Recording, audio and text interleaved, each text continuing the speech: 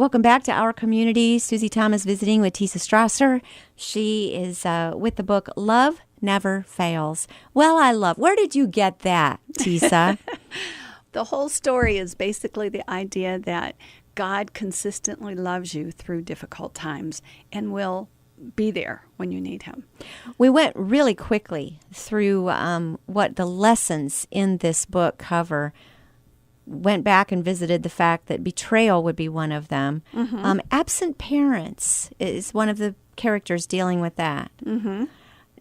And are you finding that some of these very, very serious grief and so forth, that these are things that resonate with people in general?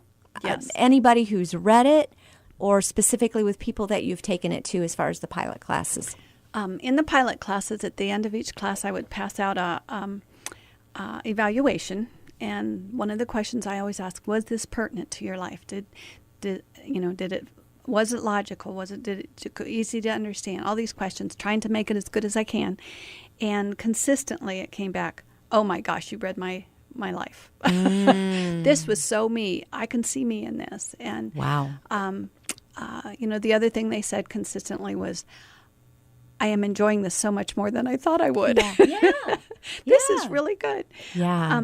I did 2 other pilot classes in churches in the area, and one was a Sunday school class, and one was a women's Bible study that meets regularly on Thursday mornings. And okay, vitally different people than in the Vital program. Absolutely. And yet this still has a thread of resonating within the hearts and minds of people from all backgrounds. Yes. That was one of the things that tickled me the most. It was like the youngest girl in the Vital class is 16, and the oldest woman in one of the other studies is probably close to 80.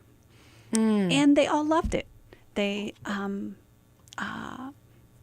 particularly enjoyed the unique concept, the fact that it was a novel. Mm-hmm. And it was, but yet you had fun curling up on the couch and reading the story, but then you got challenged to dig deeper and to really honestly evaluate yourself and on these issues. It's just very unique, and what I'm loving is that when they want to make the movie, that script is ready too. Yes. Do you have a lot of tweaking to do to make it match the book? Yeah, probably. Yeah. You're not looking forward to that as much. How can people bring it to their own church or their own Bible study or even book club, for goodness sakes? Right. I am in the process of creating a Facebook page where people can go with ideas and thoughts and questions and interact with people in that way.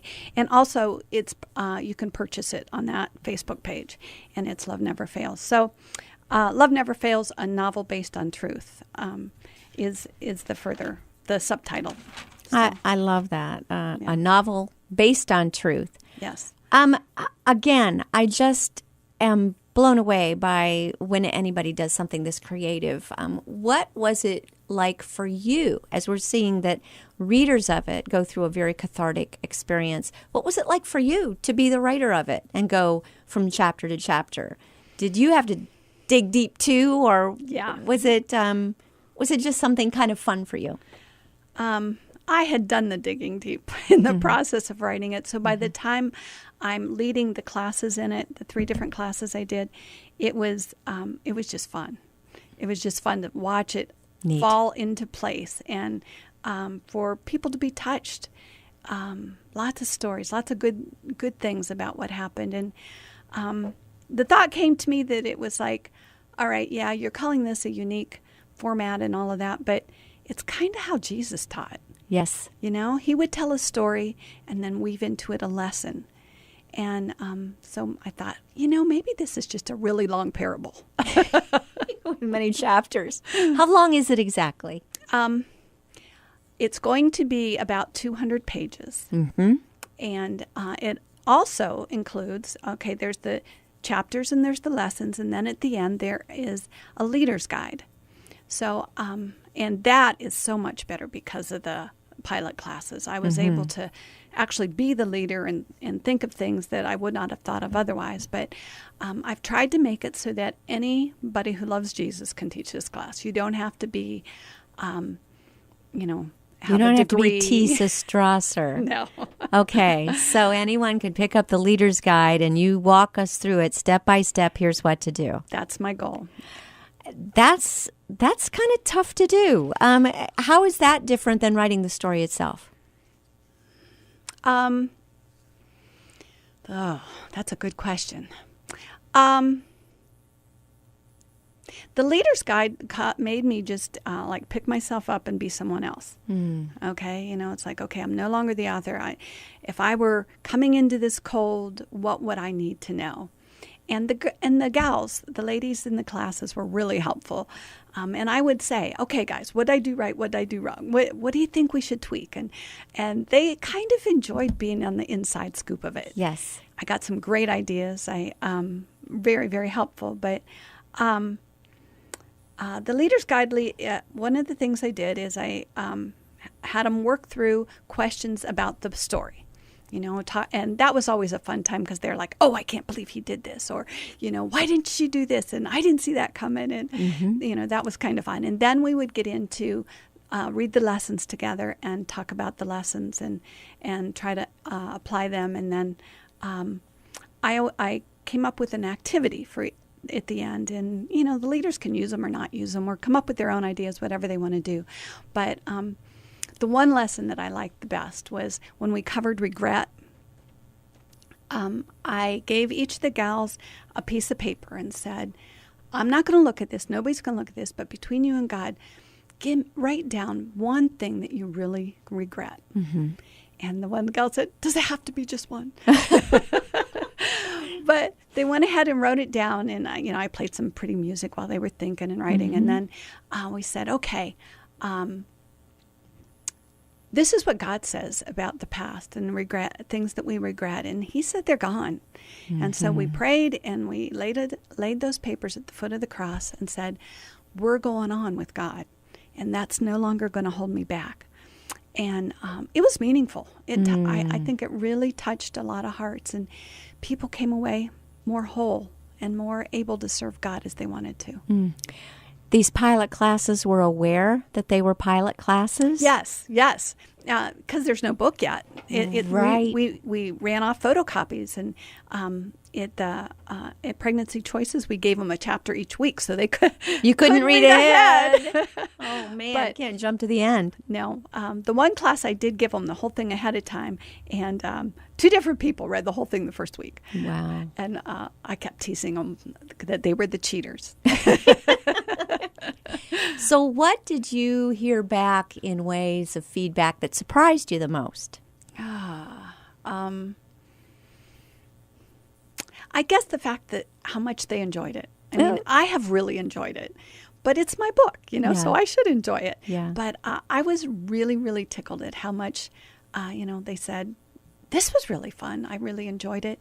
And when I did it as a Sunday school class at my church, we had sign up ahead of time and all of that.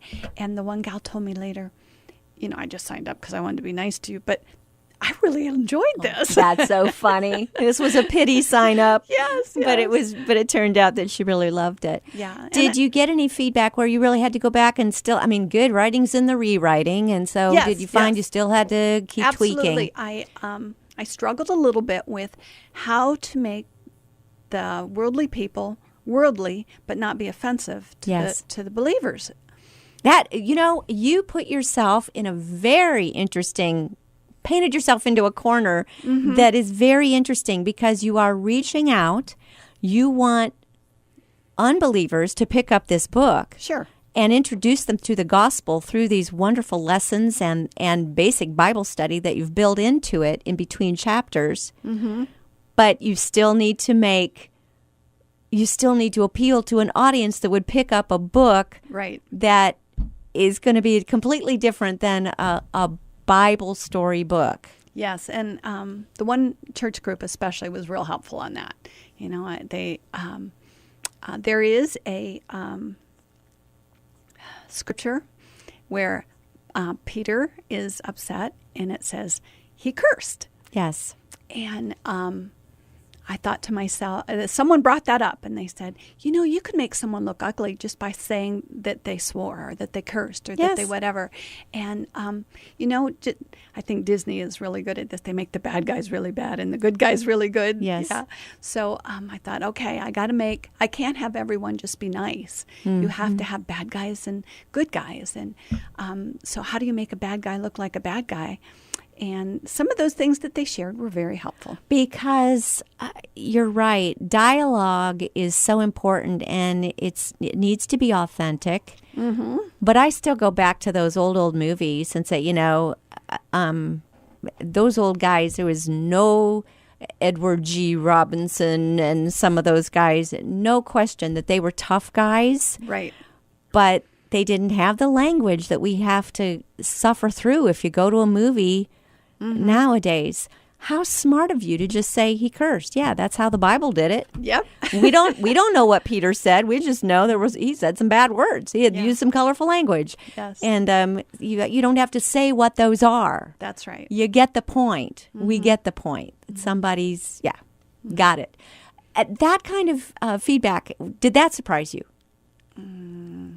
Yeah, I guess that did a little bit. Because that's very insightful. Because it was. It was like, oh my gosh, this light bulb just came on. That's perfect. I can't believe you said that. Why didn't I think of that? And it was very helpful. Of this whole process, what are you most proud of? Oh, what am I most proud of? I am thankful for and proud of my family and all their support. This has been a long haul for all of us. And my church and Pregnancy Choices have been very helpful. What I'm most proud of is the fact that I really like the end product. Yay. I'm really pleased with the end product. And if it ever becomes a movie or not, who cares at this point? I think a lot of people are going to be touched. It's a story of redemption and healing. And I know there's a lot of broken women out there that can be drawn in because of a book club idea, and that will find redemption and healing. How would you like to see it used? Your dream come true use for this? Oh, I would love to see it as part of the curriculum in pregnancy centers all across the nation. I would love to see churches tap into it, to use them in Sunday school or whatever. And I would love to see it in faith-based schools like colleges or high schools. It could be a cool after-school book club thing. How young would you take it down as far as what grade level to still use it? Maybe 8th grade and above. Really? Okay. Yeah. I purposely kept the vocabulary and all of that kind of basic just because I don't want somebody to get turned off by it, like, what the heck does that word mean? Or who's she trying to impress? It's like, let's just have a conversation and talk like real people talk. So that was my goal. So it's coming out in about a month, a month away. Yeah. How are we going to see it and get it and tell us what to do next so we can read it? Okay. Watch for the Facebook page and feel free to contact me via email and get on a list that when it comes out, you can be one of the first to own it. Awesome. You're going to have a big launch party? Perhaps. Okay. Are you hosting, Susie? Sure. I'll help you do the PR. We'll get that on your Facebook page. All right. Okay. Oh, my goodness, how much fun. All right. It's called Love Never Fails. Tessa Strasser, thank you for your obedience, for writing this book, and for bringing it to our community. You're welcome. Thank you.